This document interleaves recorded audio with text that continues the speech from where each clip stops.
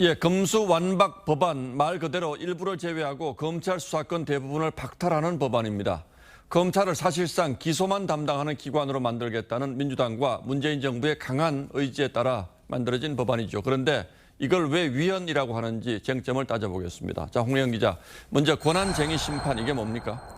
네, 국가기관 사이에 권한을 침해당했다며 다툼이 있을 때 이 헌법재판소의 판단을 구하는 절차입니다. 이번 건은 정부와 국회 사이의 다툼이죠. 이른바 검수완박법이 헌법상 검사의 수사권을 침해하는지가 핵심 쟁점입니다. 그러니까 법무부는 국회가 검사의 수사권을 침해하는 법을 만들었으니까 이게 위헌이라는 거죠. 헌법에는 어떻게 되어 있습니까? 우리 헌법에서 검사가 등장하는 곳은 두 군데입니다. 예. 이 12조 3항과 16조인데요.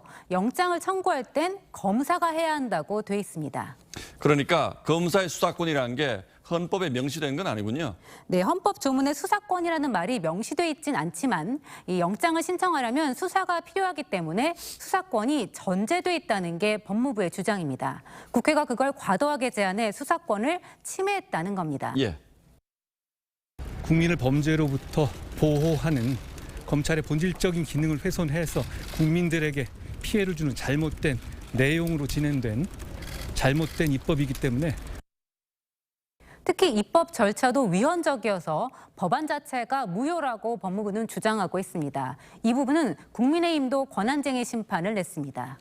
내용도 그렇고 입법 절차도 위헌이다 이런 주장이군요. 그렇다면 국회의 반대 논리는 뭐죠? 국회 주장은 검사의 수사권이나 기소권은 헌법에 보장된 권한이 아니라 국회가 입법을 통해 충분히 조정할 수 있는 법률상의 권한이라는 겁니다. 게다가 법무부 장관의 권한을 침해한 게 아니기 때문에 애초에 장관이 검사를 대신해서 권한을 다툴 자격이 없다고 맞서고 있습니다. 우리 헌법에는 누가 수사하고 어떻게 기소하고 이런 거에 대한 아무런 규정이 없습니다. 그러니까 국회가 시대 상황이나 국민들의 요구를 반영을 해서 결정할 수 있는 입법 사항입니다. 헌재 결정은 어떻게 내려집니까? 헌법재판관 9명 가운데 5명 이상이 찬성하면 인용이나 기각, 각하 결정을 내릴 수 있습니다. 만약에 헌재가 법무부의 주장을 인용한다면 검수완박법이라는 게 효력을 잃고 사라지게 되는 겁니까? 현재로서는 알기 어렵습니다.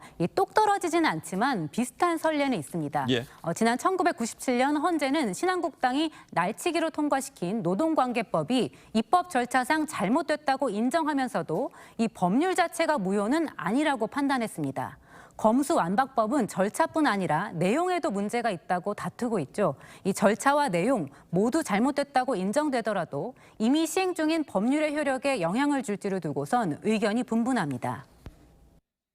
법 자체가 검찰이나 법무부의 권한을 침해했다고 할 때는 권한쟁의 심판이 되지만 그것이 위헌이라고 할 때는 또 유기상 찬성이 있어야 되기 때문에 그런 경우를 별도로 판단을 해야 될 것으로 보는데 다만 이렇게 되면 검찰의 수사 범위를 다시 넓힌 법무부의 이른바 검수원복 시행령이 정당성을 얻을 거란 시각도 있습니다.